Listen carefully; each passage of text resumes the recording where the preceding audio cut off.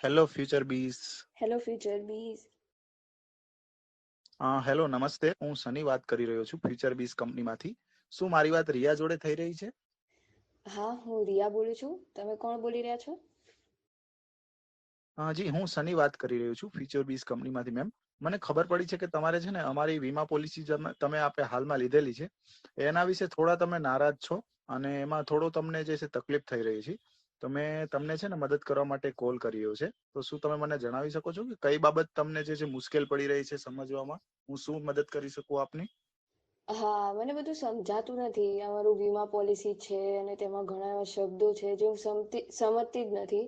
મને લાગે છે કે મારે આ બધું વધુ સ્પષ્ટતા મળી રહેશે આ બધા માટે.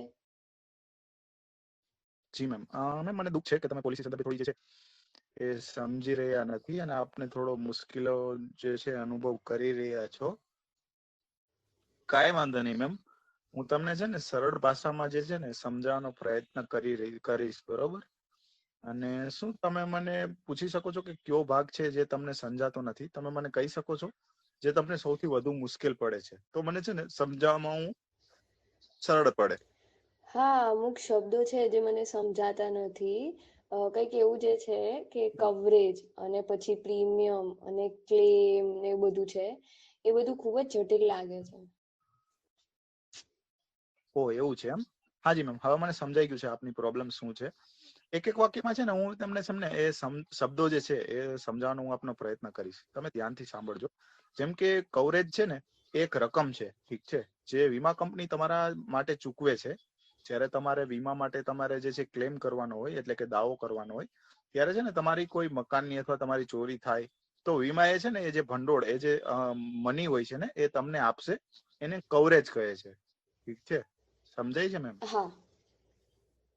હા, અને બોલો બીજું શું કહો પછી છો આ તમે? બીજું પ્રીમિયમ છે ને એ બી કઈ મને ખબર નથી પડી રહી. તમે એમનું બી કઈ વિશે કઈ મને કહી શકો? હાજી મેમ, હા, હું આપને પ્રીમિયમ બી સમજાવી દઉં છું. પ્રીમિયમ એ રકમ છે, અમાઉન્ટ છે જે તમે વીમા કંપનીને છે ને એ દર મહિને તમે ચૂકવો છો અથવા તો દર વર્ષે તમે ભરો છો. જે રીતે તમે જે પોલિસી લીધી હોય એ તમે દર મહિને કરી હોય તો એ પ્રમાણે, દર વર્ષે કરી હોય તો એ પ્રમાણે જે તમે કંપનીને રકમ ચૂકવો છો ને એને પ્રીમિયમ કહે છે. આ રકમ તમારા છે ને વીમા કવરેજ માટે ઉપલબ્ધ હોય છે. તો તમે તમારી પોલિસી માટે ચોક્કસ એક રકમ ભરતા હો છો અને તે ભરીને તમે વીમા કવરેજ મેળવી રહ્યા છો, એને જ મેમ પ્રીમિયમ કહે છે. મેમ, હવે આપને સમજાણું મેમ? હા, એ સમજાઈ ગયું. પણ આ બીજો શબ્દ છે ક્લેમ કરીને, એમાં બી મને કઈ ખબર નથી પડી રહી. તમે એના વિશે બી કહી શકો છો મને? હાજી મેમ, બિલકુલ. ક્લેમ વિશે પણ હું આપને કહી દઉં છું મેમ. ક્લેમ એ એવું છે મેમ, ત્યારે તમે તમારા વીમા કંપનીને એક પ્રકારનો તમે દાવો તમારે કરવો પડતો હોય ને, જેમ કે તમારા જે છે ફોર એક્ઝામ્પલ, જો તમારું મકાનમાં નુકસાન થાય છે અને તમે જે અમારી કંપનીથી તમે મકાનનો વીમો લીધેલ છે, તો તમારી મેમ, અથવા તો તમારે કોઈ કારમાં અકસ્માત થાય છે તો તમે વીમા કંપનીને છે ને તમારે નુકસાન થયું છે અને તમે જે છે જરૂરી પેમેન્ટ માટે તમે ક્લેમ કરો છો.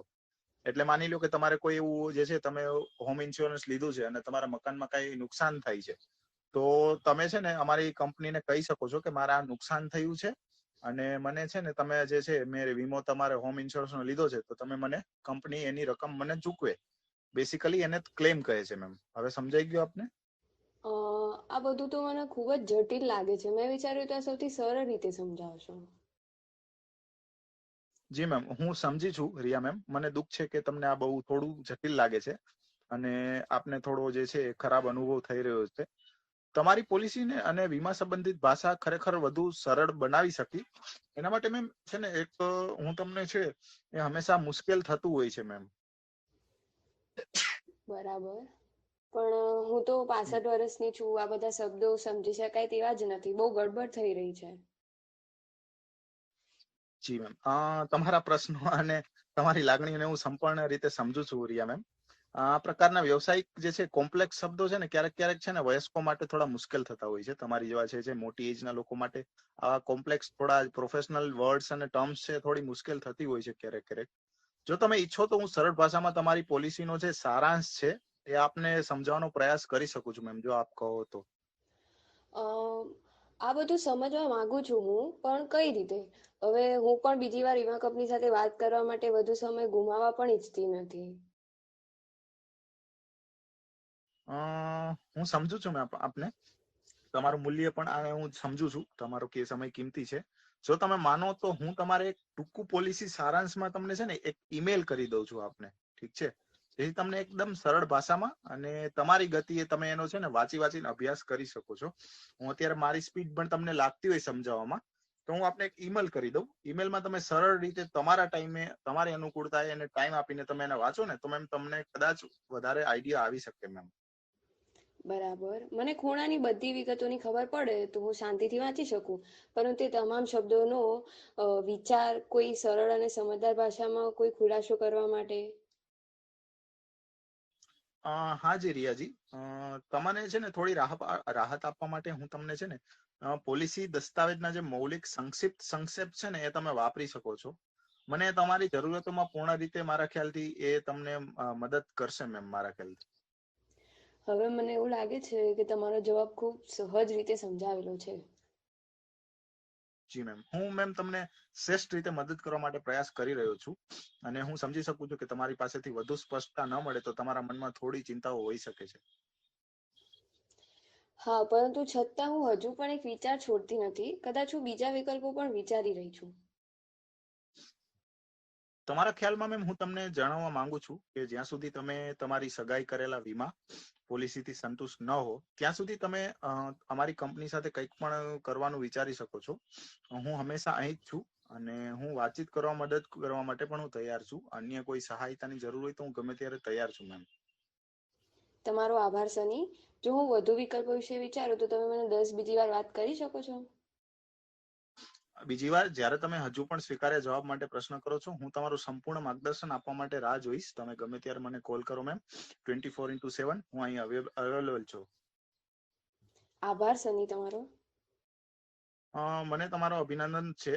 શું તમે હવે અમારી સમસ્યાઓ હલ કરી શકો છો? હા, પરંતુ હું હજુ પણ તમારી વિનંતી પર વિચાર કરવા માંગુ છું.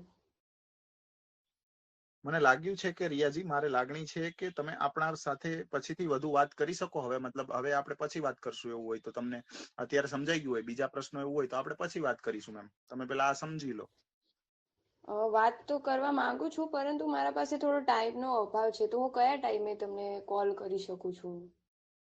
અચ્છા, એવું છે મેમ. કાંઈ વાંધો નહીં. એવું હોય તો મેમ મેં અત્યારે તમને મેલ કરી દીધેલો છે. ઠીક છે, અત્યારે તમે મને કીધું ને મેલ કરવાનું, તો મેં આપના મેલમાં જે છે એ કરી દીધું. એકવાર મેમ આપ ચેક કરી લેશો કે મારો આપને મેલ મળી ગયો છે મેમ? 2 મિનિટ, મને જસ્ટ ચેક કરવા દો. હા, મેમ. મને મળી ગયો છે મેલ. ઓકે, હા મેમ. તો આપ છે ને એનું પેલા જે છે એ પેલા જોઈ લો, મેલ રીડ કરી લો એકવાર. બરોબર છે, એકદમ સરળ ભાષામાં મેં આપને સમજાવેલું છે. છતાં બી એમાં બી કઈ ના સમજાય તો બી આપ મને બીજી વાર કોલ કરી શકો, અથવા એ સમજાઈ જાય પછી આગળ બીજું શું સમજવું છે એમના માટે બી આપ મને કોલ કરી શકો છો મેમ. ઠીક છે? અન્ય કોઈ સહાયતા કરી શકું એમ અત્યારે? ના, તમારો આભાર. Okay ma'am. આપનો મેમ કિંમતી સમય આપવા માટે ખૂબ ખૂબ આભાર. આપનો દિન શુભ રહે મેમ. Thank you. આભાર.